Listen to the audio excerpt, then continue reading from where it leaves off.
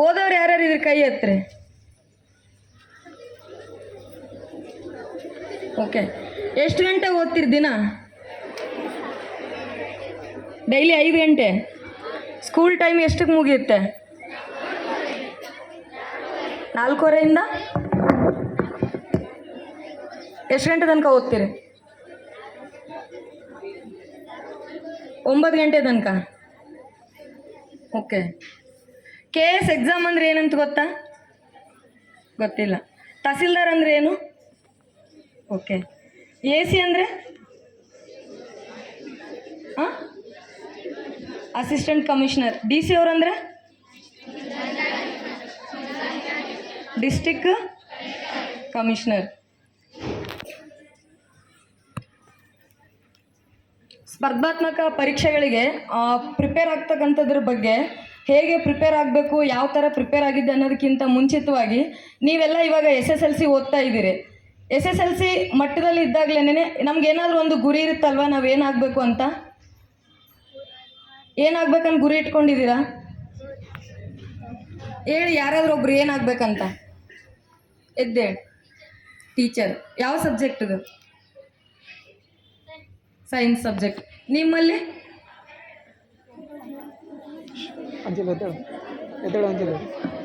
ಹೇಳಿ.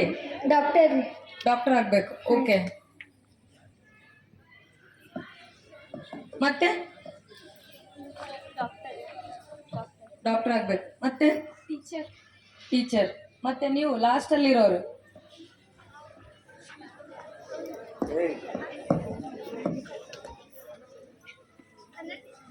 ಲಾಸ್ಟಲ್ಲಿರೋರು ಹೇಳಿ. ಪೊಲೀಸ್. ಮತ್ತೆ ಇಲ್ಲಿ ಮಿಡಲಲ್ಲಿರೋರು ಇಬ್ಬರು ಹುಡುಗರು?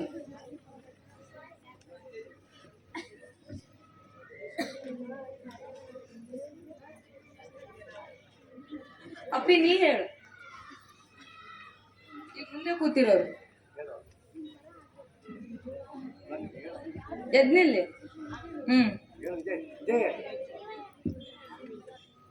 ಆರ್ಮಿ. ಓಕೆ. ಗುರಿಗಳು ಚೇಂಜ್ ಆಗ್ತಾ ಹೋಗ್ತಿರುತ್ತೆ. 7th ಇದ್ದಾಗ ಒಂದು ಆಗ್ಬೇಕು ಅನ್ನಿಸ್ತಿರುತ್ತೆ, 8th 9th ಬಂದಾಗ ಒಂದು ಗುರಿ ಇಟ್ಕೋತೀವಿ, PUC ಬಂದಮೇಲೆ ಒಂದು ಚೇಂಜ್ ಆಗ್ತಿರುತ್ತೆ, ಡಿಗ್ರಿ ಮೇಲೆ ಚೇಂಜ್ ಆಗ್ತಿರುತ್ತೆ. ಬಟ್ ಇನ್ನೊಂದು 5-6 ವರ್ಷಗಳಾದಮೇಲೆ ನಾವು ಆಗಿರೋದೇ ಬೇರೆ ಆಗ್ತಿರುತ್ತೆ. ಅಂದರೆ ಗುರಿ ಇಟ್ಕೊಳ್ಳೋದು ಅಥವಾ ಇದನ್ನೇ ಗುರಿ ಇಟ್ಕೋಬೇಕು ಅಂತಲ್ಲ, ಅದು ನಮ್ಮ ಸಮಯ ಸಂದರ್ಭಗಳಿಗೆ ತಕ್ಕಂತೆ ಅಥವಾ ವ್ಯವಸ್ಥೆಯಲ್ಲಿ ನಾವು ಏನೇನು ಗಮನಿಸ್ತಾ ಹೋಗ್ತಿರ್ತೋ ಅದಕ್ಕೆ ತಕ್ಕಂತೆ ಬದಲಾದರೂ ಪರವಾಗಿಲ್ಲ. ಆದರೆ ನಾವು ಯಾವುದಾದ್ರೂ ಒಂದು ಗುರಿ ಇಟ್ಕೊಂಡ್ರೆ ನಾವೇನು ಆಗಬೇಕಂತ ಅಂದ್ಕೊಂಡಿರ್ತೀವಲ್ಲ, ಅದನ್ನು PUC ಹಂತದಿಂದಲೇ ಮತ್ತು SSLC ಹಂತದಿಂದಲೇ ನಾವು ಚೆನ್ನಾಗಿ ಓದಿದಾಗ ಮಾತ್ರ ನಾವು ಮುಂದೆ ಏನು ಆಗಬೇಕು ಅಂದ್ಕೊಂಡಿರ್ತೀವೋ ಅದಕ್ಕೊಂದು ಒಳ್ಳೆಯ ಪ್ಲ್ಯಾಟ್ಫಾರ್ಮ್ ಸಿಕ್ಕಿರುತ್ತೆ. ನಾವು ಇವಾಗ 10th ಚೆನ್ನಾಗಿ ಓದಲಿಲ್ಲ ಅಥವಾ ನಾವು PUCನಲ್ಲಿ ಚೆನ್ನಾಗಿ ಓದಲಿಲ್ಲ ಅಂದಮೇಲೆ ನಾವು ಮುಂದೆ ಬರಿತಿರ್ತಕ್ಕಂಥ ಎಕ್ಸಾಮ್ನ ನಾವು ಒಂದೇ ಸಲ ಪಾಸ್ ಆಗಲಿಕ್ಕೆ ಆಗೋದಿಲ್ಲ. ಯಾರೂ ನಮಗೆ ಡಿಗ್ರಿ ಹಂತದಲ್ಲಿ ಹೋದ್ಮೇಲೆ ಅಥವಾ ಡಿಗ್ರಿ ಮುಗಿದ ಮೇಲೆ ಯಾರೂ ನಮಗೆ ಹೇಳ್ಕೊಡೋರು ಇರೋದಿಲ್ಲ.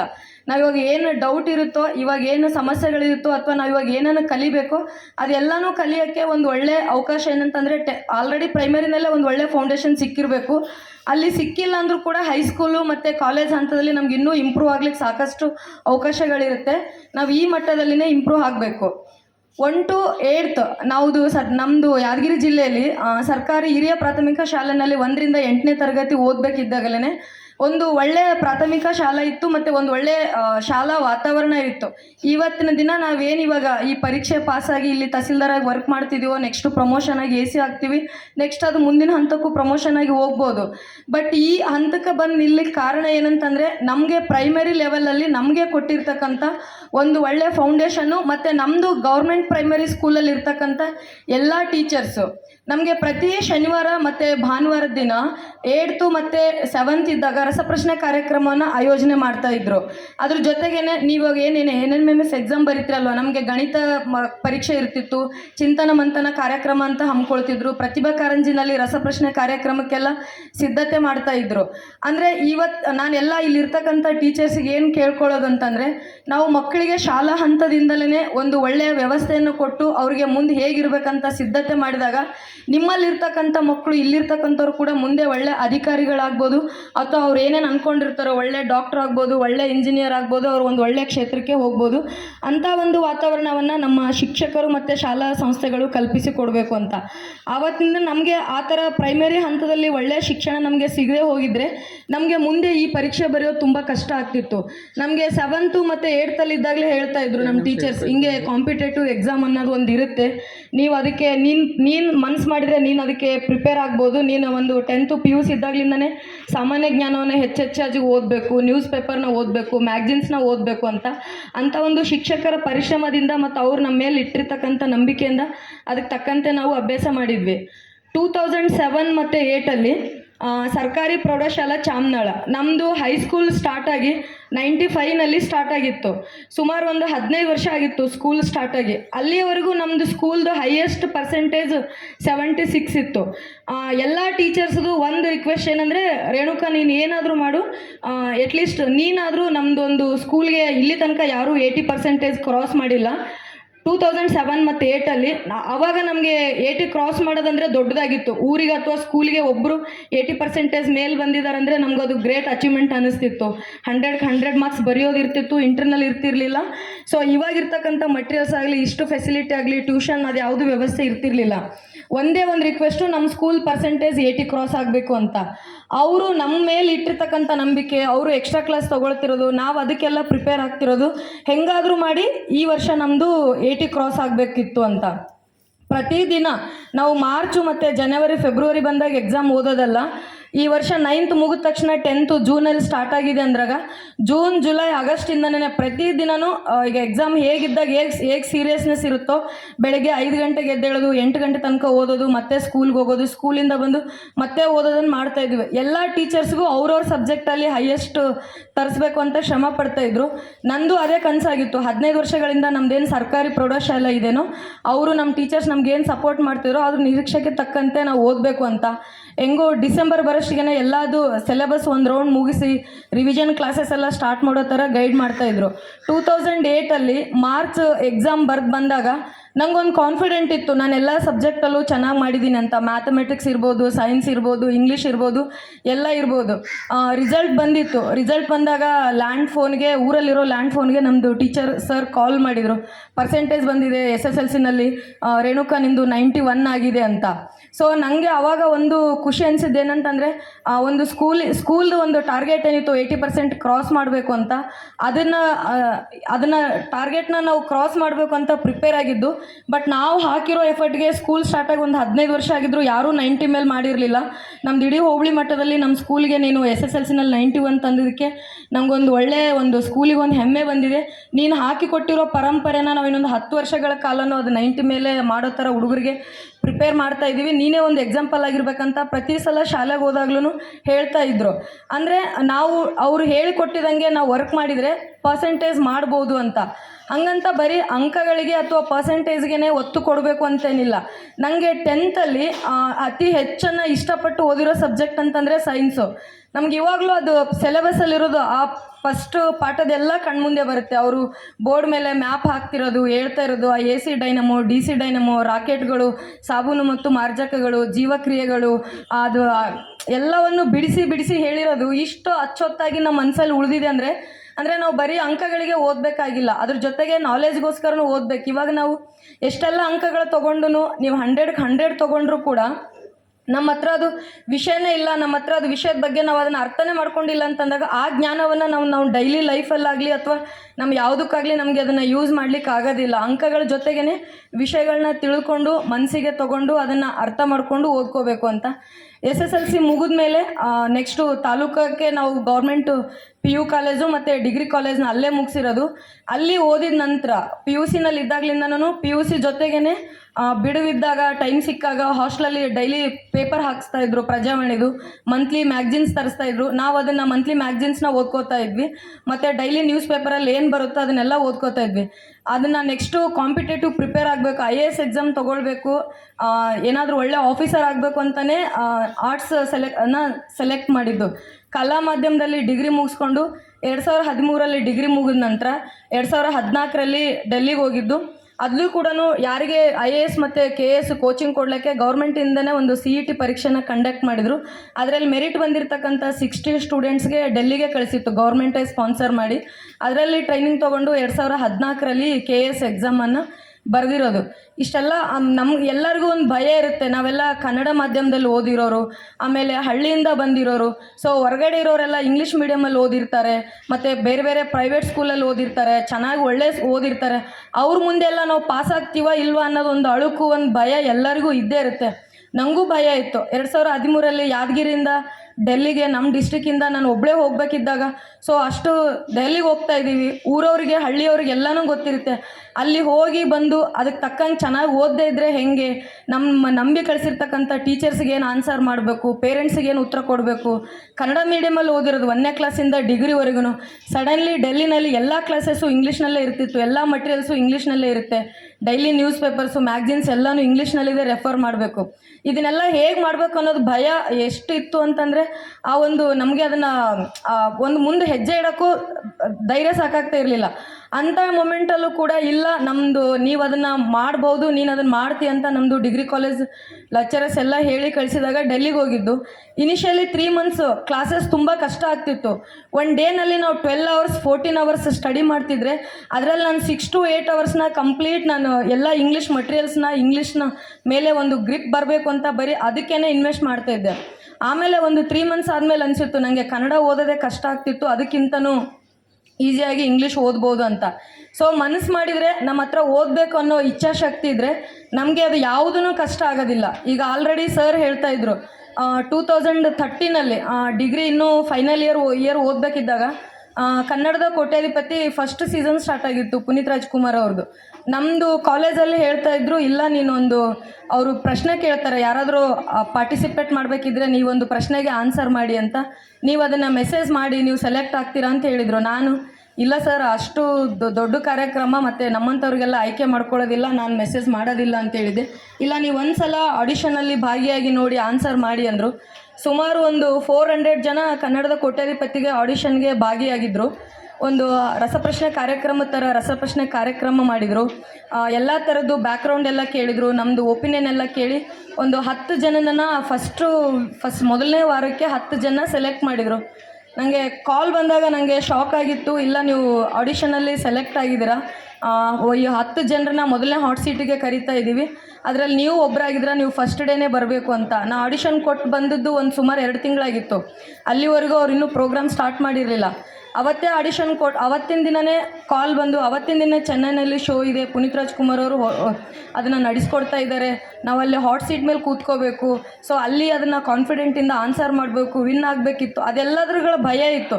ಅದೆಲ್ಲದ್ರ ಜೊತೆಗೇ ಒಂದು ಕಾನ್ಫಿಡೆಂಟ್ ಇತ್ತು. ನಾವೇನು SSLCನಲ್ಲಿ ಏನು ಓದಿದ್ವೋ, PUCನಲ್ಲಿ ಏನು ಓದಿದ್ವೋ, ಡಿಗ್ರಿನಲ್ಲಿ ಏನು ಓದಿದ್ದೀವಲ್ಲ, ಆ ನಾಲೆಜ್ ಎಲ್ಲೋ ಒಂದನ್ನು ನಮ್ಮನ್ನು ಯಾವತ್ತೋ ಒಂದಿನ ಕೈ ಹಿಡಿಯುತ್ತೆ ಅಂತ. ಅಲ್ಲಿ ಹಾಟ್ ಸೀಟ್ ಮೇಲೆ ಕೂತಾಗಲೂ ಅವ್ರು ಕೇಳಿರೋ ಪ್ರಶ್ನೆಗಳು ಇವತ್ತೋ ನೆನ್ನೆದು ಪ್ರಿಪೇರ್ ಆಗಿರೋದಲ್ಲ. ಅದು ಸುಮಾರು ವರ್ಷಗಳ ಕಾಲ ನಾವು ಶಾಲಾ ಹಂತದಲ್ಲಿ ಡಿಗ್ರಿನಲ್ಲಿ ನಾವು ಹೇಗೆ ಓದ್ಕೊಂಡು ಬಂದಿರ್ತೀವೋ, ನಮ್ಮ ಸುತ್ತಮುತ್ತ ಇರೋದು ಏನು ಗಮನಿಸಿರ್ತೀವೋ ಆ ಒಂದು ಇದರ ಆಧಾರದ ಮೇಲೆ ಕೊಟ್ಟಿರೋದು. ನಮಗೆ ಅಲ್ಲಿ ತುಂಬ ಚಾಲೆಂಜಿಂಗ್ ಅನಿಸಿರೋದಿತ್ತು. ಫಾಸ್ಟೆಸ್ಟ್ ಫಿಂಗರ್ನ ಕೊಟ್ಟಿರ್ತಾರೆ ಫಸ್ಟ್ ಆನ್ಸರ್ ಮಾಡಬೇಕಿದ್ದಾಗ. ನೀವು ಅದನ್ನು ಸೆಕೆಂಡ್ಸಲ್ಲಿ ಆನ್ಸರ್ ಮಾಡಬೇಕು. ಜಿಲ್ಲೆಗಳನ್ನ ನೀವು ವಿಸ್ತೀರ್ಣದ ಪ್ರಕಾರ ಆನ್ಸರ್ ಮಾಡಿ ಅಂದಾಗ ನಮಗೆ ಅದನ್ನು ಯಾರು ಬೇಗ ಅದನ್ನು ಎಂಟ್ರ್ ಮಾಡ್ತಾರೋ ಅವರು ಸೆಲೆಕ್ಟ್ ಆಗಬೇಕಂತಿತ್ತು. ಆ ಪ್ರಶ್ನೆಗೆ 3 ಸೆಕೆಂಡ್ಸಲ್ಲಿ ಆನ್ಸರ್ ಮಾಡಿದ್ದು. ಅವರು ಸರ್ ಕೇಳ್ತಾಯಿದ್ರು, ನೀವು 3 ಸೆಕೆಂಡ್ಸಲ್ಲಿ ಹೇಗೆ ಆನ್ಸರ್ ಮಾಡೋಕ್ಕೆ ಸಾಧ್ಯ, ಹೇಗೆ ಮಾಡಿದ್ರಿ ಅಂತ. ಅವ್ರೇನು ಕ್ವಶನ್ ಕೇಳ್ತಾಯಿದ್ರು, ಪ್ರಶ್ನೆ ಕೇಳಬೇಕಿದ್ದಾಗ ನೆಕ್ಸ್ಟ್ ಆಪ್ಷನ್ ಏನು ಕೊಡ್ಬೋದಂತ ಅಲ್ಲೇ ಅರೇಂಜ್ ಮಾಡಿಕೊಂಡು ಮೈಂಡಲ್ಲಿ ಕ್ಯಾಲ್ಕುಲೇಟ್ ಮಾಡಿಕೊಂಡು ಆನ್ಸರ್ ಮಾಡಿದ್ದು ಸರ್ ಅಂತ ಹೇಳಿದೆ. ಅವಾಗ ಅವ್ರು ಹೇಳಿದರು, ಇಲ್ಲ ನೀವೊಂದು ಮನಸ್ಸಿಂದ ಕಾನ್ಫಿಡೆಂಟ್ ಇದ್ದರೆ ನಾವೇನಾದರೂ ಗೆಲ್ಬೋದು ಅಂತ. ಆ ಸೀಸನಲ್ಲಿ 6,80,000 ಗೆದ್ದಿದ್ದು. 2014ರಲ್ಲಿ ಎಕ್ಸಾಮ್ ಬರೆದು 2015ರಲ್ಲಿ ಸೆಲೆಕ್ಟ್ ಆಗಿರೋದು. ಸೊ ಇವತ್ತು ಇದನ್ನು ನಾವು ಕನ್ನಡ ಮಾಧ್ಯಮದಲ್ಲಿ ಓದಿ ಇದನ್ನು ಪಾಸ್ ಮಾಡಿದ್ದೀವಿ ಅಂತಂದರೆ ನಾವು ಇದನ್ನು ಕನ್ನಡ ಮಾಧ್ಯಮದಲ್ಲಿ ಓದಿ ಸುಮಾರು ಸಾವಿರಾರು ಜನ ವಿದ್ಯಾರ್ಥಿಗಳ ಮಧ್ಯೆ ನಾವು ಪಾಸಾಗಿದ್ದೀವಿ ಅಂತಂದಾಗ ನಿಮ್ಮಲ್ಲೂ ನಮ್ಗಿಂತ ಹೆಚ್ಚಿನ ಸಾಮರ್ಥ್ಯ ಇರ್ತಕ್ಕಂಥವ್ರು, ನಮ್ಗಿಂತ ಹೆಚ್ಚಿನ ಟ್ಯಾಲೆಂಟ್ ಇರ್ತಕ್ಕಂಥವ್ರು, ನಮ್ಗಿಂತ ಹೆಚ್ಚಿಗೆ ಶ್ರಮ ಪಡ್ತಕ್ಕಂಥ ಮನಸ್ಸಿರುತ್ತೆ. ಬಟ್ ನಮಗೆ ಸಪೋರ್ಟ್ ಎಲ್ಲಿಂದ ಸಿಗಬೇಕು, ನಮಗೆ ಮಾರ್ಗದರ್ಶನ ಎಲ್ಲಿಂದ ಸಿಗಬೇಕು ಅನ್ನೋದನ್ನ ನಾವೇ ಹುಡುಕೊಂಡು ಹೋಗಬೇಕು. ನಾವು ಏನು ಪ್ರಯತ್ನ ಪಡೆದೇನೆ ಯಾರೂ ನಮಗೆ ಬಂದು ನೀವು ಇದನ್ನು ಮಾಡಿ ಹೀಗೆ ಮಾಡಿ ಅಂತ ಹೇಳೋದಿಲ್ಲ. ನೀವು ಇವಾಗ ಡಾಕ್ಟ್ರ್ ಆಗಬೇಕು ಅಂದ್ಕೊಂಡ್ರೆ ನೆಕ್ಸ್ಟು PUC ಮುಗಿದ ಮೇಲೆ ಹೇಗೆ ಮಾಡಬೇಕು, ನೀಟ್ ಎಕ್ಸಾಮ್ನ ಹೇಗೆ ಪಾಸ್ ಆಗಬೇಕು, ಅದಕ್ಕೆ ಸೋರ್ಸಸ್ನ ಏನು ರೆಫರ್ ಮಾಡಬೇಕಂತ ನೀವೇ ಪಾಸಾಗಿರೋರನ್ನ, ನೀವೇ ಸೆಲೆಕ್ಟ್ ಆಗಿರೋರನ್ನ, ನಿಮ್ಮ ಟೀಚರ್ಸ್ನ ನೀವು ಹುಡ್ಕೊಂಡು ಹೋಗಿ ಕೇಳಿ ಈಗ ಹಂತದಿಂದಲೇ ಪ್ರಯತ್ನ ಪಟ್ಟರೆ ನೀಟ್ ಎಕ್ಸಾಮ್ ಪಾಸ್ ಆಗ್ಬೋದು ಮತ್ತು ಒಳ್ಳೆ ಮೆಡಿಕಲ್ ಕಾಲೇಜಲ್ಲಿ ಓದ್ಬೋದು. ಈಗ ಆರ್ಮಿಗೆ ಸೇರ್ಬೇಕನ್ನೋದು ಎಲ್ರದ್ದು ಕನಸಿರುತ್ತೆ. ಬಟ್ ಆರ್ಮಿಗೆ ಸೇರಬೇಕಾದ್ರೆ ಯಾವ ಎಕ್ಸಾಮ್ ಪಾಸ್ ಆಗಬೇಕು, ಅದು ಎಂಟ್ರೆನ್ಸ್ ಎಕ್ಸಾಮ್ ಯಾವ ಥರ ಇರುತ್ತೆ, ಅದಕ್ಕೆ ಸೋರ್ಸ್ ಏನು ಓದಬೇಕು, ಸಿಲೆಬಸ್ ಓದಬೇಕನ್ನೋದು ಏನೂ ಗೊತ್ತಿರೋದಿಲ್ಲ. ಸೊ ನಮಗೆ ಗುರಿ ಇಟ್ಕೊಳ್ಳೋದು ಅಷ್ಟೇ ಇಂಪಾರ್ಟೆಂಟ್ ಅಲ್ಲ, ಆ ಗುರಿನ ರೀಚ್ ಆಗಬೇಕಾದ್ರೆ ನಾವು ಏನು ಮಾಡಬೇಕನ್ನೋದನ್ನ ಕಾಲೇಜ್ ಹಂತದಿಂದಲೇ ಆರಂಭಿಸಬೇಕು. ಈಗ ಆರ್ಮ್ ಫೋರ್ಸ್ ಎಕ್ಸಾಮ್ ಇರುತ್ತೆ, NDS ಎಕ್ಸಾಮ್ ಇರುತ್ತೆ, ಡಿಫೆನ್ಸ್ ಕರಿತಿರ್ತಾರೆ, ಸ್ಟಾಫ್ ಸೆಲೆಕ್ಷನ್ ಕಮಿಟಿಯಿಂದ ರಿಕ್ರೂಟ್ ಮಾಡ್ಕೋತಿರ್ತಾರೆ. ಸೊ ಅದ್ರ ಪಠ್ಯಕ್ರಮ ಏನಿರುತ್ತೆ, ಅದಕ್ಕೆ ನಾವು ಯಾವ್ಯಾವ ಬುಕ್ನ ರೆಫರ್ ಮಾಡಬೇಕಂತ ನೀವು ಪಾಸ್ ಆಗಿರೋರ್ನೋ ಅಥವಾ ಪಾಸ್ ಆಗಿರೋರು ಇಂಟರ್ವ್ಯೂ ಕೊಡ್ತಿರ್ತಾರಲ್ಲ ಅಂಥವ್ರ ಹತ್ರ ಕೇಳಿಕೊಂಡು ನೀವು ವಿದ್ಯಾರ್ಥಿ ದೆಸೆಯಿಂದಾಗಲೇ ಪ್ರಯತ್ನ ಪಟ್ಟರೆ ನೀವೇನು ಅಂದ್ಕೊಂಡಿರ್ತೀರೋ ಅದನ್ನು ನೀವು ರೀಚ್ ಆಗ್ಬೋದು ಅಂತ.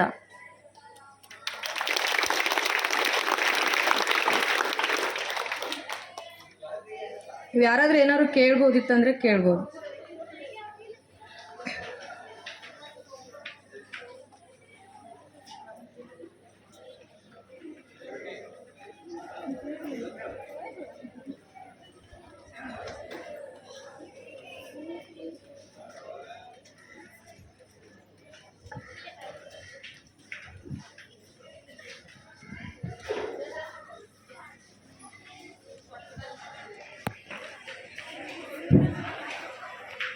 ಮೇಡಮ್, ಈಗ ಕನ್ನಡ ಮೀಡಿಯಮ್ ಇಂತ ಇಂಗ್ಲೀಷ್ ಮೀಡಿಯಮ್ ಇರ್ತೀವಲ್ಲ ರೀ, ಅಲ್ಲಿ ಇಂಗ್ಲೀಷ್ ಮೀಡಿಯಮ್ ತುಂಬ ಕ್ವಿಕ್ಕಾಗಿ ಆನ್ಸರ್ ಮಾಡ್ತಾ ಇರ್ತಾರೆ. ಕನ್ನಡ ಮೀಡಿಯಮ್ಗೆ ತುಂಬ ಹೆಸಿಟೇಟ್ ಆಗ್ತಾ ಇರುತ್ತೆ. ನಾವು ಹೆಂಗೆ ಅವನ್ನೆಲ್ಲ ಎದುರಿಸ್ಬೇಕು, ನಾವು ಮುಂದೆ ಹೇಗೆ ಮಾಡ್ಬೇಕು ಅನ್ನೋದು ತುಂಬ ಪ್ರಾಬ್ಲಮ್ ಆಗ್ತದೆ. ಅವನ್ನೆಲ್ಲ ಹೇಗೆ ಎದುರಿಸ್ಬೇಕು ಅನ್ನೋದು ಗೊತ್ತಿಲ್ಲ. ಓಕೆ, ಇವಾಗ ನೀವು ಯಾವುದು ಕೋರ್ಸ್ ಸೆಲೆಕ್ಟ್ ಮಾಡ್ಕೊಂಡಿದ್ದೀರಾ? ಸೈನ್ಸ್. ಎಲ್ಲಿ? KLE. ಇಲ್ಲ ಸರ್, KLE ಹಾನಗಲ್. ಓಕೆ, ಕೂತ್ಕೊಳ್ಳಿ.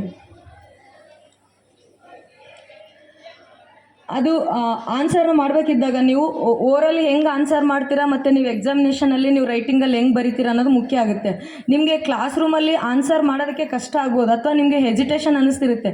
ಬಟ್ ಆ ವಿಷಯದ ಬಗ್ಗೆ ತಿಳ್ಕೊಂಡಾಗ ನೀವು ಆನ್ಸರ್ ಬರೆಯೋದನ್ನ ಹೇಗೆ ಅಂತ ಗೊತ್ತಿದ್ದರೆ ನಿಮ್ಗದು ಅಂದರೆ ನಾನು ಹೇಳೋದು, ನೀವು ಕ್ಲಾಸಲ್ಲಿ ಬೇರೆಯವರೆಲ್ಲ ನಿಮ್ಗಿಂತ ಚೆನ್ನಾಗಿ ಆನ್ಸರ್ ಮಾಡಿ ನೀವು ಆನ್ಸರ್ ಮಾಡದೇ ಇದ್ರೂ ಪರವಾಗಿಲ್ಲ. ಬಟ್ ನಮ್ಮ ಸಾಮರ್ಥ್ಯ ಅನ್ನತಕ್ಕಂಥದ್ದು ಏನನ್ನ ನಾವು ಎಕ್ಸಾಮಿನೇಷನಲ್ಲಿ ತೋರಿಸ್ಬೇಕಾಗುತ್ತೆ. ಸೊ ನೀವು ಚೆನ್ನಾಗಿ ಓದಿ ವಿಷಯನ ಅರ್ಥ ಮಾಡಿಕೊಂಡ್ರೆ, ನೀವು ಒಳ್ಳೆ ಮಾರ್ಕ್ಸನ್ನು ತೊಗೊಂಡ್ರೆ ನಿಮ್ಮ ಸಾಮರ್ಥ್ಯ ಏನಂತಕ್ಕಂಥದ್ದು ನಿಮ್ಮದು ಫಲಿತಾಂಶದಲ್ಲಿ ಗೊತ್ತಾಗುತ್ತೆ. ಅಂದರೆ ಯಾಕೆ ಹೇಳ್ತಿದ್ದೀನಿ ಅಂದರೆ, ಈಗ ನಾವು ಡೆಲ್ಲಿನಲ್ಲಿ ಕ್ಲಾಸಸ್ಗೆ ಹೋದಾಗೆಲ್ಲ ಸೊ ನಮಗಿಂತ ಚೆನ್ನಾಗಿ ಅವರು ಫ್ಲೂಯೆಂಟಾಗಿ ಇಂಗ್ಲೀಷ್ನಲ್ಲಿ ಮಾತಾಡ್ತಿದ್ರು, ಚೆನ್ನಾಗಿ ಆನ್ಸರ್ ಮಾಡ್ತಾಯಿದ್ರು. ಬಟ್ ಟೆಸ್ಟ್ ತೊಗೊಂಡಾಗ ಕೆಲವೊಬ್ಬರಿಗೆ ಸ್ಟೇಜ್ ಕರೇಜ್ ಇರ್ಬೋದು ಅಥವಾ ಮಾತಾಡೋ ವೇ ಇರ್ಬೋದು ಅಥವಾ ಆನ್ಸರ್ ಮಾಡೋಕ್ಕೆ ಎಜಿಟೇಷನ್ ಆಗ್ತಿರುತ್ತೆ. ಬಟ್ ನೀವು ಡೇ ಬೈ ಡೇ ಅದನ್ನು ಒಂದೇ ದಿನದಲ್ಲಿ ಓವರ್ಕಮ್ ಮಾಡಲಿಕ್ಕಾಗಲ್ಲ. ನಿಮ್ಗೆ ಅದು ಸ್ವಲ್ಪ ಎಫರ್ಟ್ ಹಾಕಿ ಶ್ರಮಪಟ್ಟು ಫ್ರೆಂಡ್ ಜೊತೆ ಮಾತಾಡೋದು ಅಥವಾ ಫ್ರೆಂಡ್ಸಿಗೆ ಆನ್ಸರ್ ಮಾಡೋದು, ಟೀಚರ್ಸ್ ಒಬ್ಬರೇ ಇದ್ದಾಗ ಆನ್ಸರ್ ಮಾಡೋದು, ನೀವು ಬುಕ್ಕನ್ನ ಜಾಸ್ತಿ ಓದೋದು, ಹಂಗೆ ಡೇ ಬೈ ಡೇ ಎಫರ್ಟ್ ಹಾಕಿದ್ರೆ ಅದು ಕಮ್ಮಿ ಆಗುತ್ತೆ. ಆದರೆ ಈಗ ಅವ್ರು ಚೆನ್ನಾಗಿ ಆನ್ಸರ್ ಮಾಡ್ತಿರೋರೆಲ್ಲ ರೈಟಿಂಗಲ್ಲಿ ಎಕ್ಸಾಮ್ ತೊಗೊಂಡಾಗ ಎಷ್ಟೊಂದು ಸಲ ಅವ್ರಿಗಿಂತ ಹೆಚ್ಚಿಗೆ ಮಾರ್ಕ್ಸ್ ನಮಗೇನೇ ಬಂದಿರ್ತಿತ್ತು ಅಂತ. ಸೊ ಮಾತಾಡೋದು, ಈಗ ಭಾಷೆ ಯಾವತ್ತೂ ನಮಗೆ ಭಾರಿ ಅಂದರೆ ಅದೊಂದು ಅಡಚಣೆ ನಮಗೆ ಆಗಲೇಬಾರ್ದು. ಸೊ ಈಗ 10th ಸಡನ್ಲಾಗಿ ಇಂಗ್ಲೀಷ್ ಮೀಡಿಯಮ್ಗೆ ಶಿಫ್ಟ್ ಆದಾಗ ನಮಗೆ ಕಷ್ಟ ಆಗಿರುತ್ತೆ. ಸೊ ಪ್ರತಿ ಸಿಲೆಬಸ್ನ ಪ್ರತಿ ಚಾಪ್ಟರ್ನ ಓದಬೇಕಿದ್ದಾಗ ಅದ್ರ ಮೀನಿಂಗ್ ಏನು, ಅದು ಸೆಂಟೆನ್ಸ್ ಏನು, ಅದು ನಮ್ಗೆ ಏನು ಹೇಳ್ತಾ ಇದೆ, ಅವ್ರಲ್ಲಿ ಇರ್ತಕ್ಕಂಥ ಆಥರ್ ಇರ್ಬೋದು ಅಥವಾ ಟೆಕ್ಸ್ಟ್ ಇರ್ಬೋದು, ಅದು ಏನು ಕನ್ವೆ ಮಾಡ್ತಿದೆ ಅಂತ ನಾವು ಅದನ್ನು ಅರ್ಥ ಮಾಡಿಕೊಂಡ್ರೆ ನಾವು ಅದನ್ನು ಓನ್ ಸೆಂಟೆನ್ಸ್ ಮಾಡಿನೂ ನಾವು ಬರಿಬೋದು ಅಥವಾ ಅಲ್ಲಿರೋ ಸೆಂಟೆನ್ಸನ್ನು ಅರ್ಥ ಮಾಡಿಕೊಂಡು ಬರಿಬೋದು. ನಿಮ್ಗೆ ಆನ್ಸರ್ ಮಾಡಲಿಕ್ಕೆ ಕಷ್ಟ ಆಗ್ಬೋದು, ಬಟ್ ಬರೀಲಿಕ್ಕೆ ನಿಮ್ಗೆ ಯಾವತ್ತೂ ಕಷ್ಟ ಆಗದೆ ಇರೋ ಥರ ನೀವು ಪ್ರಿಪೇರ್ ಆಗಬೇಕು. Thank you madam. ಅಲ್ಲ ಹಾಂ ಏನೇನು ಸರ್? ಅಲ್ಲ, ಅರ್ಥ ಆಯಿತು ಅಂತ ಅಂದ್ಕೊಂಡಿದ್ದೀನಿ.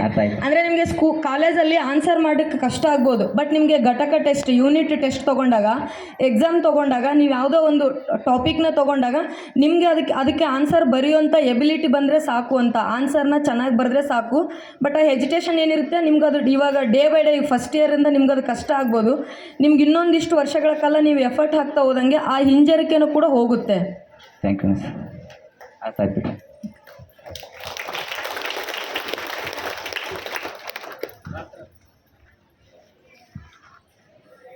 ಮಿಸ್ ನಿಮ್ಗೆ ನೋಡಿದ್ರೆ ಹೆಮ್ಮೆ ಆಕೈತ್ರಿ. ನಿಮ್ಮ ಥರ ಆಗಬೇಕು ಅಂದರೆ ನಾವು ಯಾವುದಾದ್ರೂ ಬುಕ್ ಒಬ್ಬ ವ್ಯಕ್ತಿದ ಜೀವನ ರೆಫರ್ ಮಾಡಬೇಕಂದ್ರೆ ನೀವು ಯಾವ ಬುಕ್ ರೆಫರ್ ಮಾಡ್ತೀವಿ? ಓಕೆ, ಅಂದರೆ ವ್ಯಕ್ತಿದ ಜೀವನ ಅನ್ನೋದಕ್ಕಿಂತನೂ ಈಗ ನೀವು ಟೆಕ್ಸ್ಟ್ ಬುಕ್ ಎಲ್ಲ ನಿಮಗೆ ಚೇಂಜ್ ಆಗಿರ್ಬೋದು.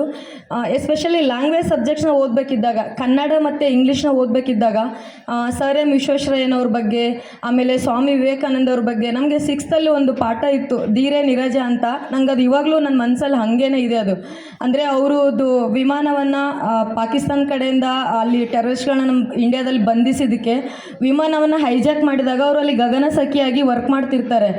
6th ಸ್ಟ್ಯಾಂಡರ್ಡಲ್ಲಿ ಲೆಸನ್ ಇತ್ತು ಅವರಿಗೆ. ಅಲ್ಲಿಂದ ಅದು ವಿಮಾನವನ್ನು ವಶಕ್ಕೆ ತೆಗೆದುಕೊಂಡಾಗ ಅವ್ರು ತಪ್ಪಿಸ್ಕೊಂಡು ಹೋಗ್ಲಿಕ್ಕೆ ಅವರಿಗೆಲ್ಲ ಅವಕಾಶಗಳಿದ್ವು, ಅವ್ರು ತಪ್ಪಿಸ್ಕೊಂಡು ಹೋಗ್ಬೋದಾಗಿತ್ತು. ಬಟ್ ಅವ್ರೇನು ಮಾಡ್ತಾರೆ, ಅಲ್ಲಿ ಇರ್ತಕ್ಕಂಥವ್ರನ್ನ ಎಲ್ಲರನ್ನ ಹೊರಗಡೆ ಸೇಫಾಗಿ ಇದು ಮಾಡಿಕೊಂಡು ಕೊನೆಗೆ ತಾವೇ ಅಲ್ಲಿ ಅವರು ಒಂದು ಗುಂಡಿಗೆ ಬಲಿಯಾಗಿಬಿಟ್ಟು ಪ್ರಾಣ ತೆರ್ತಾರೆ. ಅಂದರೆ ಅವ್ರ ಜೀವನವನ್ನೇ ತ್ಯಾಗ ಮಾಡ್ತಾರೆ. ಅದ್ರ ಜೊತೆಗೇ ಎಷ್ಟೊಂದು ಸಿಲೆಬಸ್ಸಲ್ಲಿ ಬಂದಾಗ ಅದನ್ನು ಪಠ್ಯದಲ್ಲಿರ್ತಕ್ಕಂಥ ವಸ್ತುಗಳನ್ನ ಮನಸ್ಸಿಗೆ ತೊಗೊಂಡು ಹೋಗ್ತಾ ಇದ್ದೆ. ಜೀವನದಲ್ಲಿ ಏನಾದರೂ ಒಂದು ಮಾಡಬೇಕು ಅಂತ, ಅಂದರೆ ಹಿಂಗೆ ಆಗಬೇಕು ಹೀಗಾಗಬೇಕು ಅಂತಲ್ಲ, ಸಮಥಿಂಗ್ ಏನೋ ಒಂಥರ ಒಂದು ಮೀನಿಂಗ್ಫುಲ್, ಒಂದು ಅರ್ಥವಾಗಿರ್ತಕ್ಕಂಥ ಜೀವನ ಬದುಕಬೇಕು ಅಂತ ಯಾವುದೇ ವ್ಯಕ್ತಿಗಳ ಆದರ್ಶ ಎಲ್ಲ ನಮ್ಮದು ಪ್ರೈಮರಿ ಸ್ಕೂಲ್ ಟೀಚರ್ಸ್ ಅವರಿಂದ ಕಲ್ತಿರೋದು.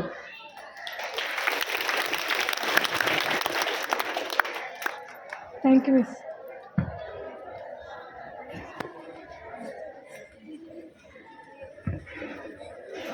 ಮೇಡಮ್, ಈಗ ನಾವೆಲ್ಲರೂ 10th ಇರೋದು.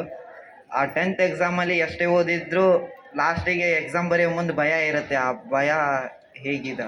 ಓಕೆ, ನಾವು ಎಷ್ಟೇ 10 ಸಲ ನೀವು 10 ರೌಂಡ್ ಪ್ರಿಪೇರ್ ಆಗಿದ್ರು, 20 ರೌಂಡ್ ಪ್ರಿಪೇರ್ ಆಗಿದ್ರು ಭಯ ಇದ್ದೇ ಇರುತ್ತೆ. ಇದಿನ್ನೂ ಜನವರಿ ತಿಂಗಳಿದೆ. ಎಕ್ಸಾಮ್ ಯಾವಾಗಿದೆ ನಿಮ್ಗೆ? ಮಾರ್ಚಲ್ಲಿದೆ. ಸೊ ಭಯ ಇದೆ ಅನ್ನೋದು ಅಂದರೆ ಭಯ ಇದೆ ಅನ್ನೋದೇ ಒಂದು ದೊಡ್ಡ ರೀಸನ್ ಅಲ್ಲ. ಆ ಭಯ ಇರಲೇಬೇಕು. ಯಾರಿಗೆ ನಾನು ಚೆನ್ನಾಗಿ ಓದಬೇಕು, ನಾನು ಪಾಸ್ ಮಾಡಬೇಕು, ನಾನು ಒಳ್ಳೆ ಪರ್ಸೆಂಟೇಜ್ ತೊಗೋಬೇಕಂತಾರಲ್ಲ ಅಂಥವ್ರಿಗೆ ಮಾತ್ರ ಭಯ ಇರುತ್ತೆ. ಈಗ ಏನಾದರೂ ಆಗಲಿ ಅನ್ನೋರಿಗೆ ಭಯ ಇರೋದಿಲ್ಲ. ನಾವೊಂದು 10 ಸಲ ಓದಿದಾಗಲೂ ಹೆದರಿಕೆ ಇರುತ್ತೆ.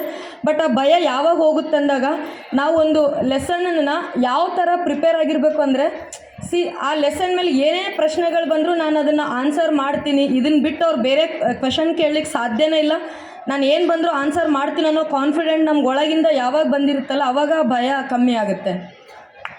Thank you. ನಮಸ್ತೆ ಮೇಡಮ್. ನಮಸ್ತೆ. ನನ್ನ ಹೆಸರು ಪವಿತ್ರ ಅಂತ, ನಾನು BEd ಸ್ಟೂಡೆಂಟ್.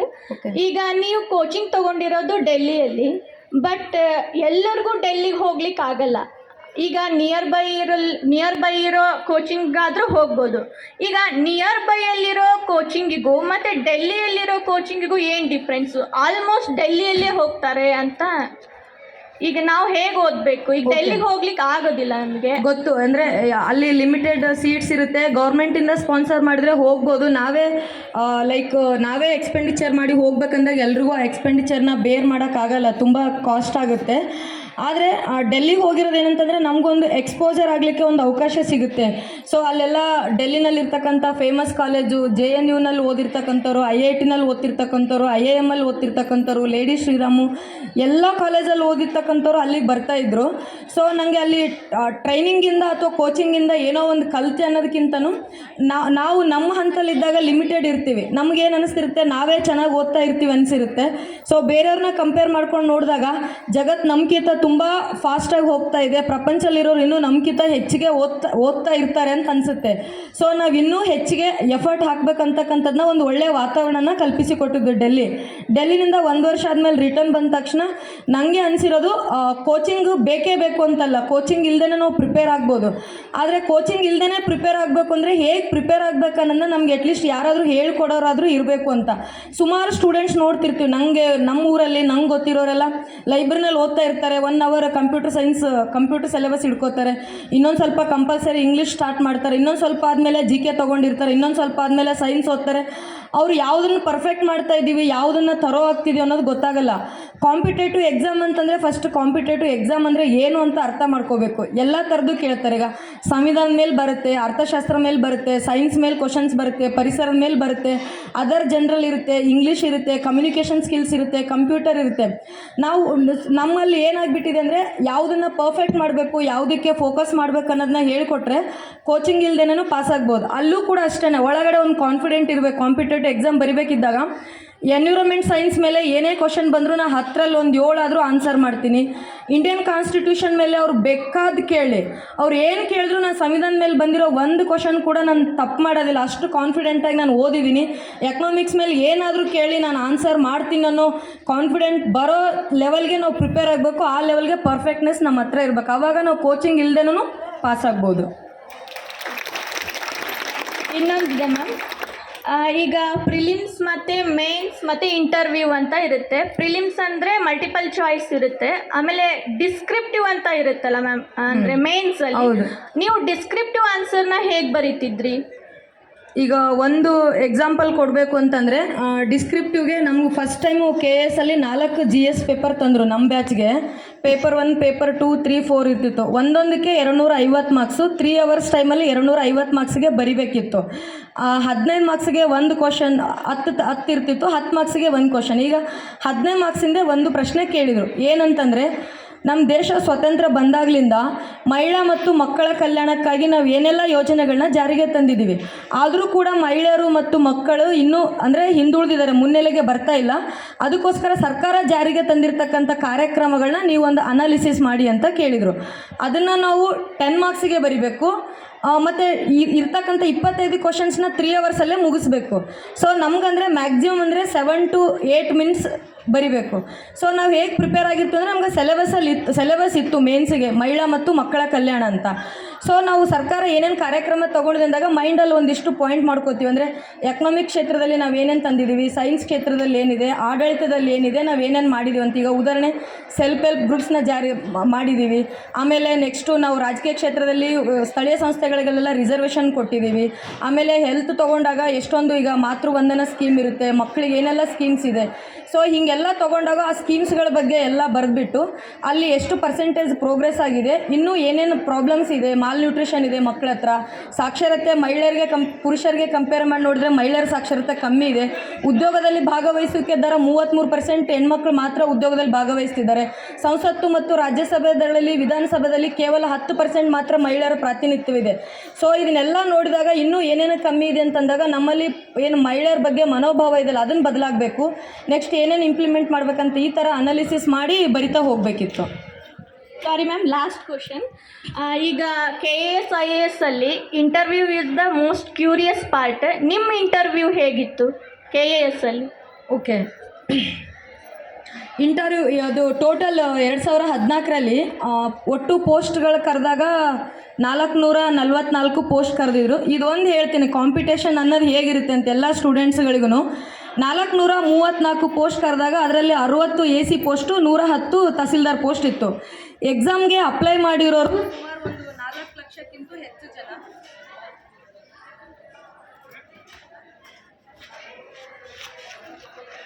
ಅಂತ 400 ಹುದ್ದೆಗಳಿಗೆ ಅರ್ಜಿ ಆಹ್ವಾನ ಮಾಡಿದಾಗ ಸುಮಾರು 4 ಲಕ್ಷಕ್ಕೂ ಹೆಚ್ಚು ಜನ ಫಸ್ಟ್ ಎಕ್ಸಾಮನ್ನು ಬರೆದಿದ್ರು, ಪ್ರಿಲಿಮಿನರಿ ಎಕ್ಸಾಮ್ನ. ಯಾರು ಪ್ರಿಲಿಮಿನರಿ ಎಕ್ಸಾಮ್ ಅಂದರೆ 400 ಮಾರ್ಕ್ಸಿಗಿರುತ್ತೆ. ಸೊ ಅದರಲ್ಲಿ ಯಾರು ಚೆನ್ನಾಗಿ ಮಾರ್ಕ್ಸ್ ತೊಗೊಳ್ತಾರೆ, ಒಂದು ಪೋಸ್ಟಿಗೆ 10 ಅಂತ ತಿಳ್ಕೊಂಡು ಒಂದು 15 ಪೋಸ್ಟಿಗೆ 15 ಜನರಂಗೆ 4 ಲಕ್ಷ ಜನದಲ್ಲಿ ಮುಖ್ಯ ಪರೀಕ್ಷೆಗೆ ಕ್ವಾಲಿಫೈ ಆಗಿರೋರು ಒಂದು 12ರಿಂದ 13,000 ಜನ ಮಾತ್ರ ಫಸ್ಟ್ ಎಕ್ಸಾಮಲ್ಲಿ ಪಾಸ್ ಆಗಿರೋರು. ಆ 12ರಿಂದ 13,000 ಜನರಲ್ಲಿ 1,200 ಜನಕ್ಕೆ ಇಂಟರ್ವ್ಯೂಗೆ ಕಾಲ್ ಮಾಡಿದರು. ಅಂದರೆ 4 ಲಕ್ಷ ಜನ ಎಕ್ಸಾಮ್ ಬರೆದಾಗ 2ನೇ ಎಕ್ಸಾಮ್ ಪಾಸಾಗಿ 3ನೇ ಸಂದರ್ಶನಕ್ಕೆ ಪಾಸ್ ಆಗಿರೋರು 1,200 ಜನ.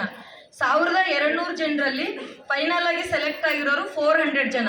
ಆ 400ಅಲ್ಲಿ ತಹಸೀಲ್ದಾರ್ ಸೆಲೆಕ್ಟ್ ಆಗಿರೋರು 100 ಜನ. 100ಅಲ್ಲಿ ನಾವು ಒಬ್ಬರಾಗಿದ್ವಿ ಅಂತ.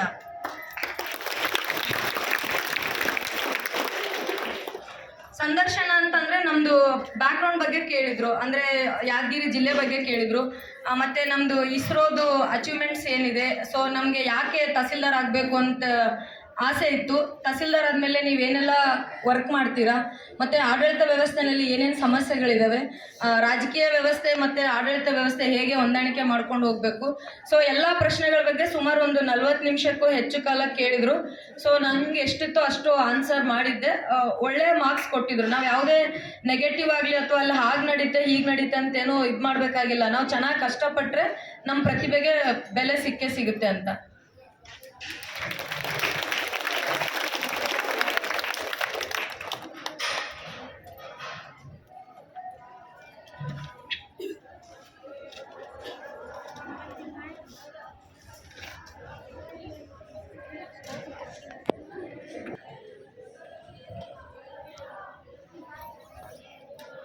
ಸೊ ಎಲ್ಲರೂ 10th ಓದ್ತಿರ್ತಕ್ಕಂಥವ್ರೆಲ್ಲರೂ ಮತ್ತು 8th ಮತ್ತು 9th ಓದ್ತಕ್ಕಂಥವ್ರು, ನೀವು ಇವಾಗಲಿಂದನೇ ನಿಮ್ಗೆ ಏನಿದೆ ಟೀಚರ್ ಆಗಬೇಕು ಅಂತಿರ್ಬೋದು, ಇಂಜಿನಿಯರಿಂಗ್ ಓದಬೇಕಾಗಿರೋರು ಅಥವಾ ಡಾಕ್ಟರ್ ಆಗಬೇಕಾಗಿರೋರೆಲ್ಲ ನಿಮ್ಮ PUC ಹಂತದಿಂದಲೇ ನೀಟ್ ಎಕ್ಸಾಮ್ಗೆ ಹೇಗೆ ಪ್ರಿಪೇರ್ ಆಗಬೇಕು, ಒಳ್ಳೆ ಇಂಜಿನಿಯರಿಂಗ್ ಕಾಲೇಜ್ ಬೇಕು, ಒಳ್ಳೆ ಕಾಲೇಜಲ್ಲಿ ಓದಬೇಕು ಅಂದರೆ CET ಹೇಗೆಲ್ಲ ಪ್ರಿಪೇರ್ ಆಗಬೇಕು, ಯಾವುದ್ಯಾವುದೋ ಬುಕ್ಸನ್ನು ಓದಬೇಕು, ಹೇಗೆ ಓದಬೇಕಂತೆಲ್ಲ ನಿಮ್ಮ ಸೀನಿಯರ್ಸ್ ಇರ್ತಾರೆ ಅಥವಾ ನಿಮ್ಗೆ ಅಕ್ಕಪಕ್ಕ ಗೊತ್ತಿರೋರು ಇರ್ತಾರೆ, ಅವ್ರ ಹತ್ರ ಎಲ್ಲ ಗೈಡ್ ತೊಗೊಂಡು ಸೊ ನೀವು ಕಾಲೇಜ್ ಹಂತದಿಂದಲೇ ಪ್ರಿಪೇರ್ ಆಗಿ ಸೊ ನೀವೇನು ಅಂದ್ಕೊಂಡಿದ್ದೀರ ಆ ಕ್ಷೇತ್ರನ ರೀಚ್ ಆಗಿ ನಿಮ್ಗೆ ಓದಿರ್ತಕ್ಕಂಥ ಒಂದು ಶಿಕ್ಷಣ ಸಂಸ್ಥೆಗೂ ನೀವು ಬೆಳೆದಿರ್ತಕ್ಕಂಥ ಒಂದು ನಿಮ್ಮ ಊರಿರ್ಬೋದು ಅಥವಾ ನಿಮ್ಮ ಪೇರೆಂಟ್ಸ್ ಎಲ್ರಿಗೂ ಒಂದು ಒಳ್ಳೆಯ ಹೆಸರನ್ನು ತಂದುಕೊಂಡು ಸಮಾಜದಲ್ಲಿ ನಮ್ಮಿಂದ ಎಷ್ಟಾಗುತ್ತೋ ಅಷ್ಟೊಂದು ನಮ್ಮ ಒಂದು ಕರ್ತವ್ಯನ ನಿರ್ವಹಿಸ್ಕೊಂಡು ಒಳ್ಳೆಯ ಹೆಸರನ್ನು ತೊಗೊಂಬಂದು ಹೇಳ್ತಾ ನನ್ನ ಒಂದೆರಡು ಮಾತನ್ನು ಮುಗಿಸುತ್ತೇನೆ.